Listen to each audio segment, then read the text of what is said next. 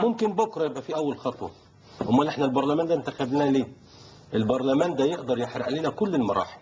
بمعنى تاخرنا عاما، يستطيع في شهر واحد من خلال حزمه من التشريعات قانون الشرطه يقدر يطلع قانون جديد ويضطر البرلمان بتلتين الاعضاء ويبقى ده قانون الشرطه، ده التغيير.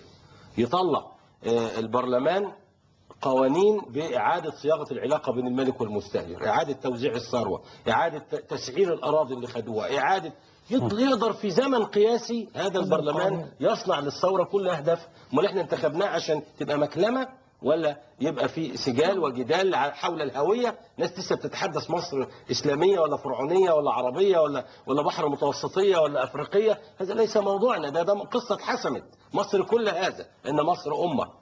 فاذا البرلمان ده يقدر يعمل اللي حضرتك بتقول عليه، لكن انا طول ما انا عايز احافظ على النظام القديم بنفس تكويناته ونفس قوانينه ونفس شروطه دون ادنى تغيير، يبقى انا هذا غير مقبول. انا باكد الصدع وبوسعه. هو ده اللي بيعمل ده. الحاجه الثانيه المهمه اللي خرجنا بيها من الثوره دي، شوف اي مجتمع صحي القران الكريم واضح في القصه دي. ولولا دفع الله، نظريه الدفع